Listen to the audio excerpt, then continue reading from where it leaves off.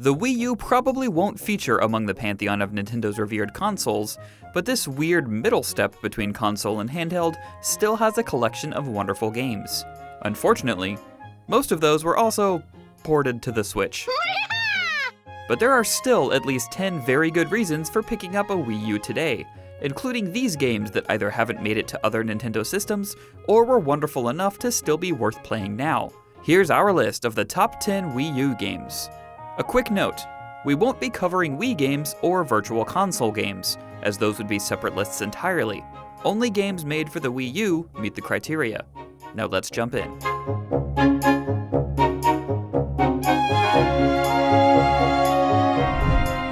Affordable Space Adventures would deserve its place on this list solely for using the Wii U gamepad and Miiverse better than Nintendo ever did. Wonderfully, this oft-forgotten side-scrolling action puzzler, which places you inside the worst-performing spacecraft you've ever seen, would be a delight even without those hardware innovations. The brilliance at the heart of all this is that you don't need to just act as a pilot for your ship, but an engineer too, using your gamepad cockpit controls to micromanage which engines you're using, how much sound you're emitting, and much, much more. Capturing the energy of those scenes in Star Trek where the captain screams down to the engine room for more power. Couple that with a brilliant dark ending, and you have a true hidden gem. Kirby and the Rainbow Curse is an oft-overlooked Wii U gem that follows in the tradition started by Canvas Curse. It made fantastic use of the Wii U's touchpad, letting the player draw a track for Kirby to roll along through levels, resulting in a number of interesting and unique puzzles and traversal tactics. And its gorgeous claymation art style immediately stand out and give it a unique look and feel. The worst thing you can say about Rainbow Curse is that the story is too short, only a couple of hours long and begging for more time, space, and levels to really stretch its rainbow-colored wings. Prior to 2015, no one would have ever expected a tentpole Nintendo franchise to be an online multiplayer-focused team-based third-person shooter. And then Splatoon came along and dumped buckets of paint on the notion that Nintendo couldn't be a player in the competitive multiplayer shooter space. Splatoon pits two teams of up to 4 players against each other in a race to see who can paint more of the stage their team's color by any means necessary. Scoring kills isn't necessarily the goal, although it does serve the important purpose of taking an opposing player out of the action for a few precious seconds, giving you opportunity to paint over their territory. It's an easy to understand premise, but there's a staggering amount of depth to it.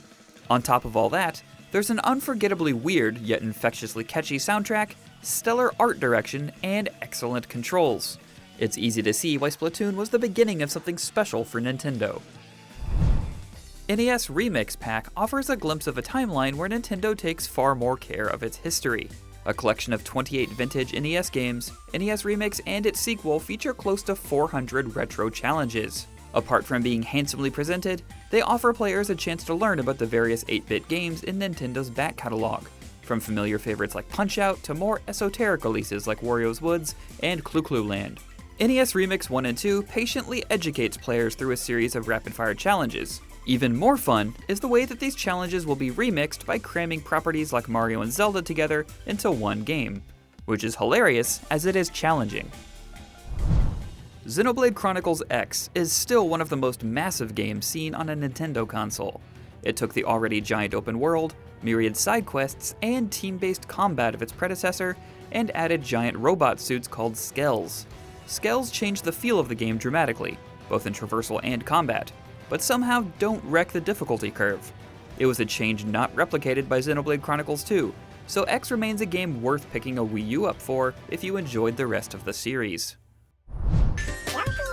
Though playable on the 3DS as well, the biggest tragedy of Yoshi's Woolly World never getting ported to Switch is the loss of its supremely soft look and feel. Woolly World is a superb Nintendo platformer in the same tradition as games like Yoshi's Story and the newer Crafted World, but painted over with a strikingly comfy fabric filter. That squishiness lends itself to all kinds of cute takes on traditional Yoshi puzzles, and its co-op mode and difficulty settings are extremely friendly to Nintendo fans playing with those less experienced with platforming games. Woolly World is arguably an even better platformer than its Crafted World successor, and certainly a much more aesthetically pleasing one. The Legend of Zelda Twilight Princess HD is the best way to play one of the most beloved Zelda games ever made. While it doesn't make nearly as many changes as Wind Waker HD did, Twilight Princess HD cleans up the original's muddy SD visuals and gives us a better idea than ever of just how dark and atmospheric it was always meant to be. Mix in a highly useful touchscreen menu and the new Cave of Shadows wave fighting dungeon, and you have a fantastic remaster of a must-play game. Any video game fan knows that there's nothing quite like a party game that can get even non-gaming members of the family to gather around the console, and Nintendo Land is exactly that. Stuffed full of memorable, asymmetrical minigames like Mario Chase, Luigi's Ghost Mansion, and Animal Crossing Sweet Day, Nintendo Land never stopped being a delightful carnival to revisit through the entirety of the Wii U's lifecycle, and makes unique use of the separate gamepad screen. Its solo attractions are fascinating in their own way, hinting at Nintendo-y experiments that never quite manifested. It's a shame Nintendo whiffed the same ideas that made Nintendo Land a lasting console staple with its Switch follow-up 1-2 Switch. Nintendo Land deserved better. While much of the Wii U's physical design seems misguided in hindsight, Super Mario Maker is the perfect marriage of software and hardware. The Wii U gamepad is perfect for creating levels using the touchscreen, and switching back and forth between play and create mode fulfills the promise of the console's potential. While Super Mario Maker 2 added a story mode and more advanced creation tools, the first game is a concept that once seemed unfathomable for a company so strict about its IP, yet manages to stick the landing in almost every way.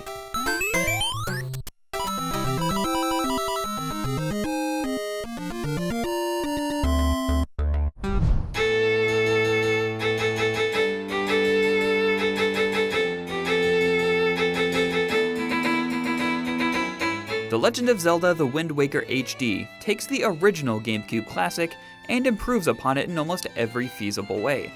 The graphical updates to Wind Waker HD makes the original's timeless art style look bigger and brighter than ever. Nintendo also improves upon the original's weakest elements. The often tediously slow sailing is mitigated with the swift sail, and the late-game Triforce hunting quest is thankfully streamlined. Wind Waker HD effectively takes one of the best Zelda games and makes it even better. And for that, Wind Waker HD is legendary. And that concludes our list of the top 10 Wii U games. What games do you think belong on this list? Make sure to drop them down in the comments below. And while you're here, make sure to check out our list of the top 10 Nintendo 3DS games of all time. And for everything else gaming, keep it locked to IGN.